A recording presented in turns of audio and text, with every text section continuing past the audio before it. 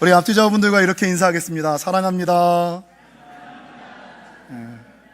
서로 사랑할 때 하나님의 사랑이 우리 가운데 함께함을 믿으시고, 우리 이 땅에서 사랑하되 예수님처럼 먼저 사랑하고 서로 사랑하시는 저와 여러분이 되시기를 주님의 이름으로 간절히 축원합니다.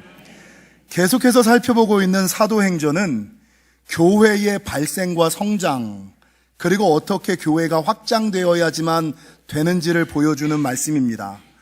그래서 사도행전 1장과 2장을 살펴보면 교회가 어떻게 생겼는지를 이야기하고 있고, 사도행전 3장과 7장까지는 초대교회의 부흥 이야기, 특별히 초대교회 부흥에 일조한 사람들과 초대교회 부흥의 발목을 잡은 사람들의 이야기가 기록되고 있지요. 그리고 지난주와 이번 주 살펴보는 말씀의 중심은 무엇이냐? 여러분, 개종한 사람들의 이야기. 8장에서부터 10장까지는 대표적으로 그 당시에 다른 믿음을 가지고 있었던 사람들이 왜 개종했고 어떻게 개종했고 무엇 때문에 개종했는지를 보여주는 말씀.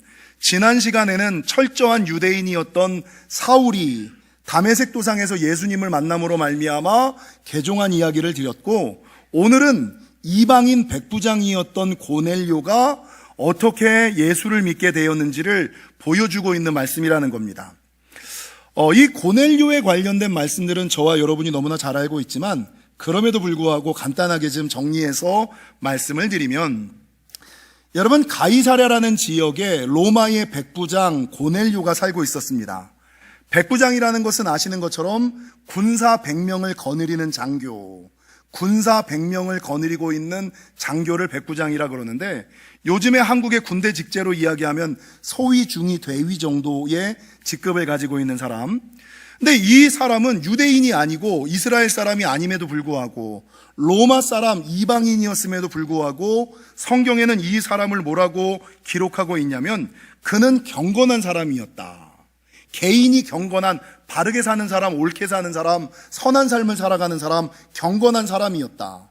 여러분, 그가 경건한 사람이었을 뿐만 아니라 더 나아가서 하나님을 경외하는 사람이었다라고 증거하고 있고, 하나님을 경외할 뿐만 아니라 백성들을 사랑하여 구제하였는데, 그냥 있는 거 나누는 정도가 아니라 성경에 보니까 백성을 어떻게 구제했어요? 많이 구제했다. 그런 사람 되시기를. 베풀고 나눌 때 있는 거 나누는 것이 아니라 베풀고 나누어도 부족함이 없을 정도로 많이 구제하는 사람, 이 고넬료였어요. 백성들을 사랑하여 많이 구제하였을 뿐만 아니라 이 고넬료의 탁월함은 2절 하반절에 보니까 하나님께 기도하는데 어떻게 기도해요? 이게 탁월한 거예요. 그러니까 세상에 예수를 믿으면서 구제하는 사람 많고 예수를 믿으면서 기도하는 사람 많거든요. 근데 이 고넬료의 탁월함은 예수를 믿으면서 구제할 때 많이 구제하고, 예수를 믿으면서 기도하는데 어떻게 기도하느냐? 항상 기도했던 사람. 그래서 성경은 이 고넬료를 뭐라고 기록하고 있냐면, 그는 이방인이었음에도 불구하고 의인이었다라고 증거하고 있는 거죠.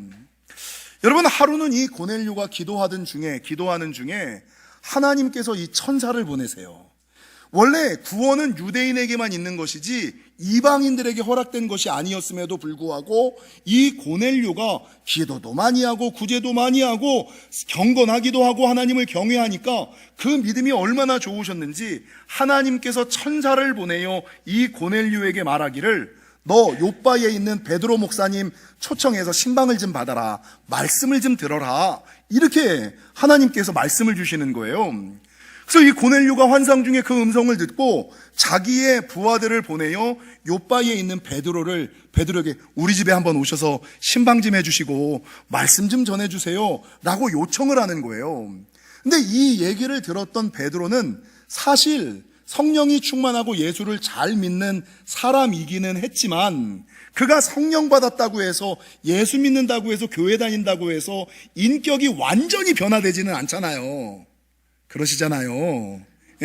예수 믿었다고, 믿음 생활한다고, 신앙 생활한다고 한순간에 모든 것이 좋아지고 나아지고 180도로 바뀌지 않잖아요.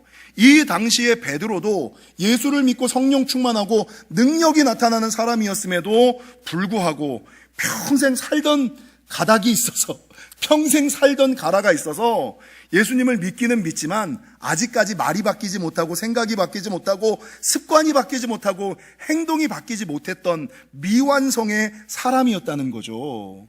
그러니까 이 미완성인 사람에게 하나님께서 사람을 보내요.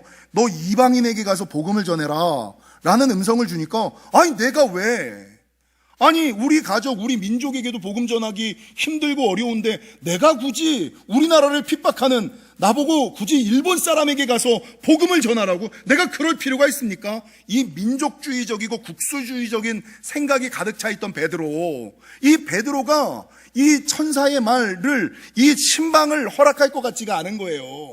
그러니까 하루는 이 베드로가 기도할 때 하나님께서 이 베드로에게 환상을 하나 보게 하세요. 여러분, 기도하다가 이 베드로가 너무 배가 고픈 거야. 왜 기도하는데 이렇게 배가 고프지? 그리고 환상 중에 눈을 이렇게 딱 들어서 하늘을 보니까 하늘이 열리면서 하늘에서 보자기에 가득 쌓인 그릇이 쫙 내려져 오는 거예요. 우와, 하나님께서 내 기도를 들으시고 나의 배고픔을 채우시나 보다. 막 달려가서 그 보자기를 열어서 그릇을 딱 봤는데, 문제는 거기에 툭불 한우가 딱 있었으면 얼마나 좋을까 싶은데 거기에 율법에 금하는, 율법에 먹지 말라고 하는 음식들만 가득하거든요.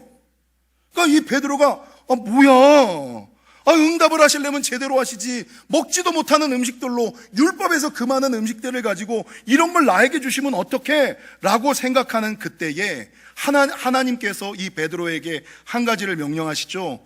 베드로야, 일어나 잡아먹으라. 그런데 자기가 일평생 그런 음식을 한 번도 먹어본 적이 없거든요. 이 음식은 부정한 음식이라고 배웠거든요. 이 음식을 먹으면 나까지 부정해진다는 거 알거든요. 그런데 이걸 어떻게 먹어요? 그러니까 이 베드로가 하늘에서 들려오는 음성에 대답하기를, 주여 그럴 수 없나이다. 속되고 깨끗하지 않은 것을 내가 결코 먹지 아니하였나이다. 지금까지 한 번도 먹어본 적이 없고 앞으로도 난 이거 먹지 않을 겁니다. 마치 무슬림들이 돼지고기 안 먹는 것처럼, 그러니까 무슬림에게 돼지고기 먹으라고 내세우는 거랑 똑같은 거예요. 그러니까 이렇게 거절하는 베드로에게 하늘에서 또 음성이 들리기를, 뭐라고 들리냐면, 야, 하나님께서 깨끗하다고 하는 것을 네가 뭔데 속하다 그래? 네가 뭔데 더럽다 그래? 이 환상과 음성을 몇 번을 듣느냐? 3번을 들어요.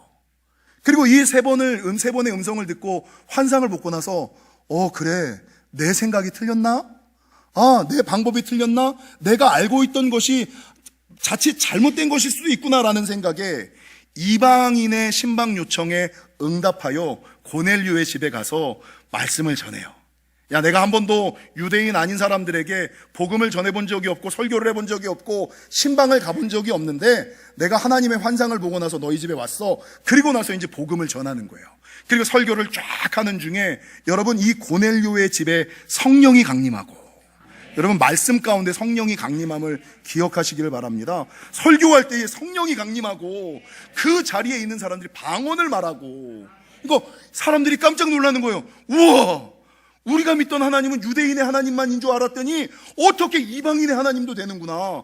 아니, 예수 믿는 사람들만 성령 충만한 줄 알았더니, 유대인들만 성령 충만한 줄 알았더니 이방인들도 성령 충만하는구나. 우리만 방언하는 줄 알았더니 이방인들도 방언하는구나. 이걸 깨닫고 나서 그 자리에서 성령이 강림하여 방언하는 그 사람들에게 세례를 주어. 여러분, 이 고넬료가 기독교 역사에서 아주 중요한 영적 의미를 가지고 있는데, 이 고넬료는 기독교 최초의 이방인 세례교인, 초대교회 최초의 이방인 세례교인, 이방인이었음에도 불구하고 처음으로 세례받은 사람이라는 의미를 가지고 있다는 거죠. 요게 고넬료 이야기, 우리가 오늘 많이 읽었던 이야기거든요. 여러분, 성경도 좀 많이 읽고 제가 줄거리도 좀 많이 했으니 오늘 설교는 좀 간단하게 좀 끝내려고 해요. 이 고넬료 이야기를 통해서 성경이 우리에게 말씀하는 바가 뭘까? 간단하게만 좀 살펴보면, 첫 번째, 이 본문을 통하여 성경은 우리가 믿는 하나님이 유대인의 하나님만이 아니라 모든 인류의 하나님이다. 신앙에 조금 관심 있는 사람들이 이제 갖는 생각 가운데 한 가지는 뭐냐? 왜 우리가 우리 민족의 종교를 믿지 아니하고 유대인의 종교를 믿어야 되는 거야? 이렇게 이제 민족주의적인 생각을 가지면서 우리가 믿는 하나님이 마치 유대인의 하나님이고 이스라엘의 하나님인 것처럼 생각하는 사람들이 있어요. 근데 여러분, 이 베드로가 이 하늘에서 내려오는 보자기 그릇 환상을 보고 뭐라고 얘기하고 있냐면, 본문 34절과 35절을 좀 보실까요? 34절에 보니까 베드로가 이 보자기 그릇 환상을 보고 깨달은 것은, 베드로가 입을 열어 말하되 내가 참으로 하나님은 사람의 외모를 보지 아니하시고. 아멘. 성경에서 제가 제일 위로받는 말씀, 우리 하나님은 외모를 보시지 않는다네. 이거 아멘 하시는 분들은 나랑 동료. 외모를 보시지 않는 하나님, 얼마나 좋은지 몰라. 잘생기지 않아도 잘나지 않아도 우리 하나님은 외모를 보시지 않는 하나님. 그러면서 더 나아가서 35절에 증거하기를, 각 나라 중 하나님을 경외하며 의를 행하는 사람은 어떻게 받는다고요? 여러분, 우리 하나님은 유대인이라고 유대인이 아니라고, 많이 배웠다고 적게 배웠다고, 많이 가졌다고 적게 가졌다고 차별하는 하나님이 아니라, 예수 믿는 사람, 주 앞에 나오는 모든 이들을 다 받으시는 하나님, 유대인만의 하나님이 아니라 여러분 모든 인류의 하나님임을 너희가 분명히 알아야지 된다. 이게 고넬료 이야기를 통하여 성경이 우리에게 말하는 첫 번째라는 거예요. 여러분, 두 번째, 고넬료 이야기를 통하여 성경이 말하고자 하는 바는 무엇일까? 특별히 이 베드로가 하늘에서 내려오는 보자기 위에 쌓인 그릇 환상을 보잖아요. 이 환상을 통하여 성경이 우리에게 말하는 것은 자기만의 생각과 사고, 편견과 선입견, 도그마와 스코토마를 좀 내려놓고 뛰어넘어라. 아멘이십니까? 제가 이건 맨날 하는 설교이기 때문에 도그마가 무엇인지 스코토마가 무엇인지, 자기만의 생각과 사상, 편견과 선입견, 이게 뭔지는 다 알고 계시죠? 여러분, 보통 사람들은 자기가 옳다고 생각하고 맞다고 생각하는 것을 내려놓지 않고 고수하고 맹신하는 경우들이 많습니다. 오늘 본문의 베드로도 마찬가지죠. 베드로는 자기가 일평생 배워온 대로, 자기가 일평생 살아온 대로 율법이 금하는 것은 나는 먹지도 않고 보지도 않고 만지지도 않아. 그거는 부정한 거야. 그거는 불결한 거야. 그거는 이방인들은 상종 못할 민족인 거야. 이 의식을 가지고 평생을 살아왔다고요. 근데 문제는 이런 베드로가 자기는 하나님을 위한다는 생각, 나는 바르다고 생각하는 생각이 오늘 이방 선교를 위한 하나님 나라 선교를 위해 걸림이 돼버리잖아요. 그러니까 주님께서 뭐라 그러느냐? 야, 지금까지는 네가 그렇게 배워왔고 그렇게 알아왔고 그렇게 행해왔지만, 야, 지금 그거는 틀린 거야. 네가 가지고 있는 생각, 네가 옳다고 생각하는 거, 네가 맞다고 생각하는 거, 네가 고수하고 있는 그 모든 것이 예전에는 좋았는지는 모르겠는데 지금은 교회 부흥과 하나님 나라 확장에 발목을 잡고 있는 거라고. 그거를 내려놔야 된다고. 그거를 뛰어넘어야지 된다고. 여러분, 교회 생활을 하다 보면 동일하지요. 사도행전의 앞부분에 보면 교회 부흥에 일조한 사람들이 있고 교회 부흥에 발목을 잡는 사람이 있다라고 말씀을 드렸는데, 보통 교회 부흥에 하나님 나라 확장에 발목을 잡는 사람들은 어떤 사람일까요? 우리 주변에 보세요.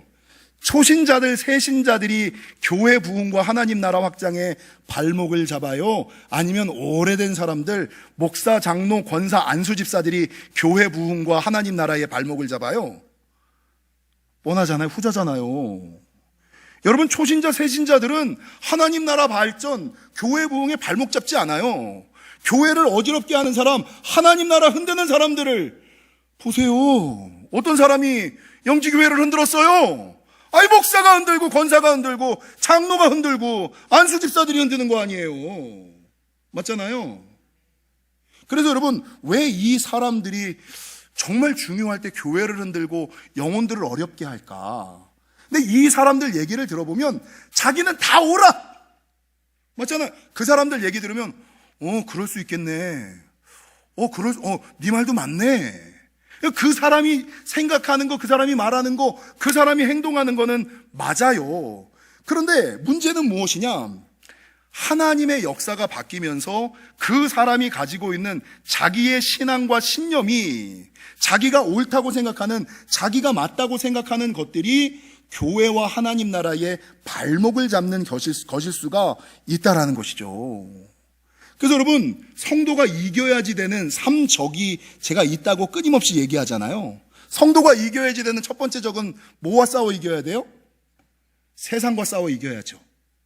세상의 쾌락, 세상의 유혹, 이런 것과 싸워 이겨야죠. 세상과 싸워 이기고 나서 뭐와 싸워 이겨야 됩니까? 사단과 싸워 이겨야지 되죠. 여러분, 사단과 싸워 이기고 나서 맨 마지막에 성도들이 가장 넘기 어려운 적이 누구예요? 내 생각. 목사님, 교회는 이래야 됩니다. 이렇게 가는 게 맞다고 생각합니다. 저는 그렇게 배웠습니다. 제가 예전에 다니던 교회에서는 이러지 않았습니다.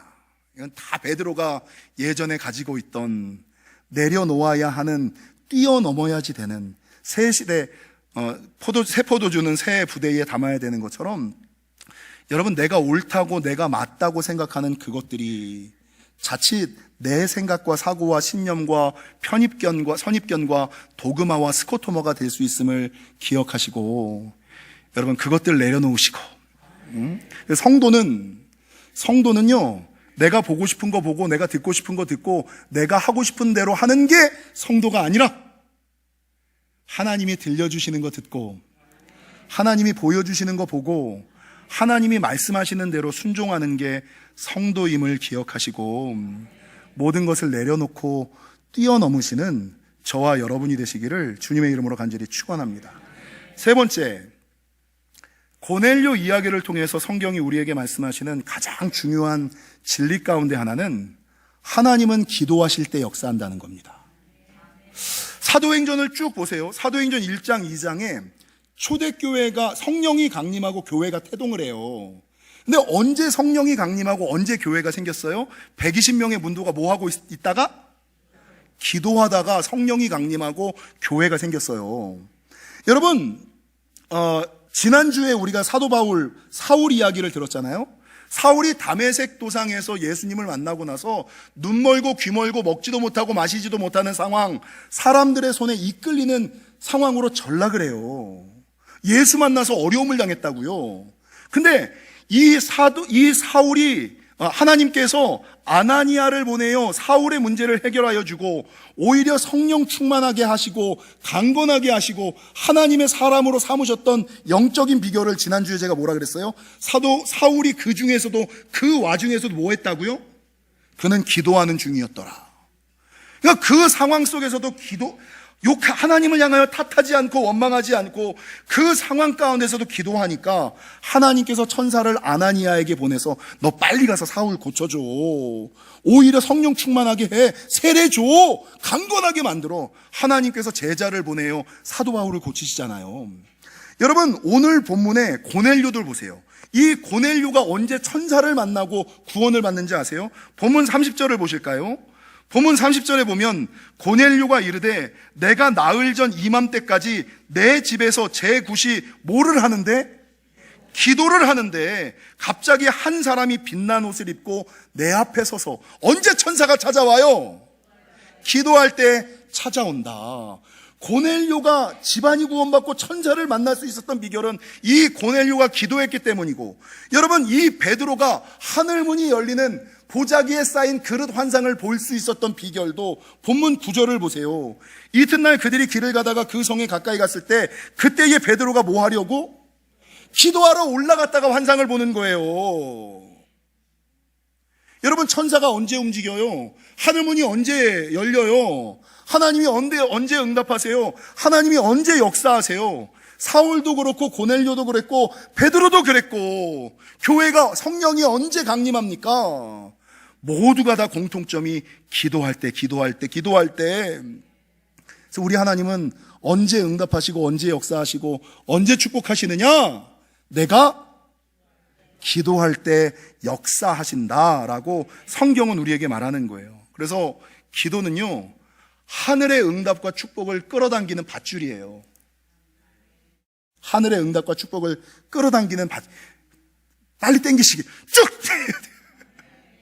하늘의 응답과 축복을 끌어당기는 밧줄이자 하늘의 능력을 소유하는 통로예요. 그래서 예수님께서 제자들에게 뭐라 그래요? 기도 외에는 이런 유가 나갈 수 없느니라. 그러니까 하나님은 기도할 때 역사하신다라는 것을 기억하시고, 우리 앞뒤자분들 이렇게 연습할까요? 기도합시다. 기도만이 방법입니다. 기도만이 능력입니다. 기도할 때 하나님께서 역사하심을 기억하시고 기도하시는 저와 여러분이 되시기를 주님의 이름으로 간절히 축원합니다. 마지막 네 번째, 여러분, 성경이 고넬료 이야기를 통해서 우리에게 말씀하시는 바는 왜 하나님께서 이방인이었던 고넬료를 기억하시고 구원하시고 축복하셨을까? 세상에 이방인들이 얼마나 많고 이방인보다 잘 믿는 유대인들이 얼마나 많았겠어요. 근데 하나님께서 굳이 고넬료를 교회 최초의 이방인 세례교인으로 삼은 이유가 뭘까? 그게 성경에 나와 있는데 10장 4절에 보니까 뭐라고 증거하고 있냐면, 내 기도와 구제가 하나님 나라에 상달되어 기억해. 하나님께서 고넬료를 생각하시면, 걔는 기도하는 사람, 걔는 구제하는 사람, 얘는 내가 아무리 봐도 응답하지 않을래야 않을 수 없어. 얘는 응답해줘야 돼. 얘는 역사해야 돼. 얘는 능력을 줘야 돼. 얘는 축복해야지 돼. 라는 마음이 들게끔 이 하나님께서 고넬료를 떠올릴 때마다 그는 기도하는 사람, 그는 구제하는 사람이라는 인식이 예수님 머리에 딱 뿌리 박혀 있었기 때문이라는 거죠. 여러분, 우리가 예전에 많이 그냥 일반적으로 듣고 있는 얘기 가운데 하나가, 일본의 류노스케라는 사람이 쓴 단편소설이 하나 있어요. 류노스케라는 사람이 일본 소설가가 쓴 단편소설 중에 거미줄이라는 소설이 있어요. 이 거미줄이라는 소설의 내용을 제가 말씀드리면 다 아실 거예요. 여러분, 이 거미줄이라는 소설의 주인공은 칸다타라는 남자애. 근데 얘는 세상에서 자기 멋대로 자기 맘대로 막 살던 애, 행실이 별로 좋지 않았던 애. 내가 죽었어. 어디 갔겠어요? 당연히 지옥에 갔겠죠. 근데 지옥에 갔는데 너무 뜨거운 거야. 너무 힘이 든 거야. 그러니까 하늘을 향하여, 이게 일본 소설이니까 거기에는 하나님이 아니라 부처님이겠죠. 부처님, 나를 좀 건져주세요. 나를 좀 구원해주세요. 나 여기 못 있겠어요. 막 기도를 했는지 소리를 질렀는지 막 외친 거예요. 그러니까 부처가 딱 나타나서, 야, 내가 너를 지옥에서 건져낼 이유가 뭐니? 내가 너를 지옥에서 건져내야 될 이유와 거리를 좀 얘기를 해봐. 그러니까 이 칸다타가 자기 일생을 딱 섬겨서 자기가 지옥을 벗어나야 될 이유를 찾는 거예요. 내가 부처를 위해서 내가 세상에서 잘한 일이 뭐가 있지? 내가 아무리 생각해도 모르겠네. 떠오르는 게 없는 거예요. 아무리 생각해도 자기가 지옥에서 구원받을 만한 선행을 한 적이 하나도 없거든. 그래서 막 고민을 하다가 한 가지가 딱 떠올랐어. 그게 뭔지 아세요? 부처님, 내가 옛날에 길을 걸어가다가 내 앞에 거미 한 마리가 지나갔는데 평상시 같으면 내가 이걸 딱 밟고 지나갔을 텐데, 내가 그때는 내가 갑자기 부처님이 떠올랐는지 그거 안 밟고 그냥 갔어요. 살려줬어요. 부처가 딱 보더니, 야, 너도 한 가지 한 건 있네. 그럼 내가 거미줄을 내려줄게. 그래서 이 천국이 아니라 극락이겠죠? 극락에서 거미줄 하나 이렇게 쫙 내려줘요. 그 한 가지 일 때문에.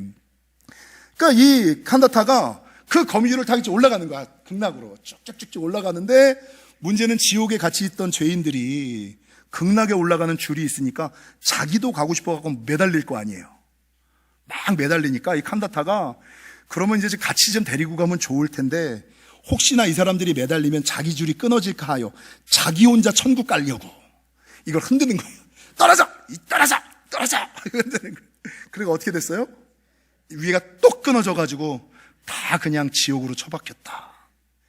이게 거미줄이라는 일본 단편소설. 이게 다 알고 있는 내용이죠. 사랑하는 성도 여러분, 저는 이 소설을 떠올릴 때마다, 이건 이제 불교와 일본 종교이기 때문에, 우리는 하나님께서 우리가 죽어서 천국이나 심판대에 딱 섰을 때 내가 너를 천국에 들여보낼 이유가 뭐야? 라고 얘기할 때 선행은 아니에요. 그때 여러분 정답을 알려주세요. 제가 예수 믿었습니다. 제가 예수님을 믿습니다. 이 믿음 한 가지만으로는 천국이 가요. 이 믿음, 제가 예수님을 믿는 사람이었습니다. 제가 세례교인입니다. 이래봬도 제가 집사입니다. 이러면 하나님께서 천국 문은 다 열어줘. 그러니까 이 소설은 사실 구원에 관련된, 기독교에 와서는 구원과 관련된 스토리가 아니라 축복과 관련된 스토리예요. 그러니까 기독교는 믿기만 하면 다 천국을 가는데 문제는 살아있는 동안에 하나님께서 내가 네 기도에 응답할 만한 이유와 거리가 뭐니? 내가 네 삶 가운데 축복해야 할 이유가 뭐가 있어? 라고 물을 때 오늘 고넬료처럼 그래도 나는 기도하는 사람이었고 그래도 나는 구제하는 사람이었고 하나님 그때 내가 하나님을 위하여 인생의 11조를 드린 거 기억하시잖아요. 내가 그때 하나님을 위하여 교회를 위하여 영혼을 위하여 희생하고 힘쓰고 애쓴 거 아시잖아요 라고 말할 만한. 그래서 여러분 구원은 믿기만 하면 받아요. 그러니까 우리 가운데 천국 못 갈 사람은 하나도 없어요. 근데 차이가 뭐예요? 천국 가는 동안에 누구는 1등석을 타고 가고 누구는 짐칸을 타고 간다는 거예요. 여러분 퍼스트 클래스를 타면 어떻게 돼요? 제가 1부 때 그런 얘기를 했어. 저도 아직까지 퍼스트 클래스를 한 번도 못 타봐서. 이코노미석을 타고 가면 뭐가 나와요? 땅콩이 나와요. 퍼스트 클래스를 타면 뭐가 나와요? 마카다미아가 나온대요. 도대체 여러분 이코노미석에서 밥 더 달라 그러면 잘 안 주거든요. 담요 좀 달라 그러면 늦게 갖고 오거든요. 퍼스트 클래스에서는 더 달라 그러면 라면도 끓여준대요. 누워서 잠잘라 그러면 스튜어디스가 와갖고 알아서 덮어준대요. 그래서 예수를 빨리 믿고 잘 믿고 열심히 믿어야지 되는 이유는 우리가 죽어서 천국 가기 위한, 천국에 가기 위한 조건 때문에 가는 것이 아니라 살아있는 동안에 천국 갈 때까지 내가 1등석에 타고 천국을 가느냐 아니면 짐칸에서 그냥 맨날 돈 걱정, 건강 걱정, 사람 걱정, 자녀 걱정, 불안, 염려, 초조 가운데 살아가느냐 아니면 성령님께서 스튜어디스가 되어 서빙하면서 우리의 필요를 다 채워주는 삶을 살아가느냐 요거의 차이가 있다는 거죠. 그래서 여러분 구원과는 관련되지 않고 하나님께서 우리 기도에 응답하실 만한 이유와 거리, 하나님께서 우리의 삶 가운데 역사하실 만한 이유와 거리, 하나님이 우리를 축복하실 만한 이유와 거리를 가지고 계십니까? 주님이 내가 너를 네 기도에 내가 왜 응답해야 되는데? 내가 너를 왜 축복해야 하는데? 내가 네 삶 가운데 왜 역사를 하고 천사를 보내야 되는데? 라고 물을 때 오늘 이방인 고넬료가 나는 기도하였고 나는 구제하는 사람이었습니다 라는 이유와 거리를 가지고 살았던 것처럼 그런 거리를 가지고 살아가시는 담대히 천국문에 들어가실 뿐만 아니라 살아있는 동안에도 주님의 손길을 경험하며 살아가시는 저와 여러분이 되시기를 주님의 이름으로 간절히 축원합니다.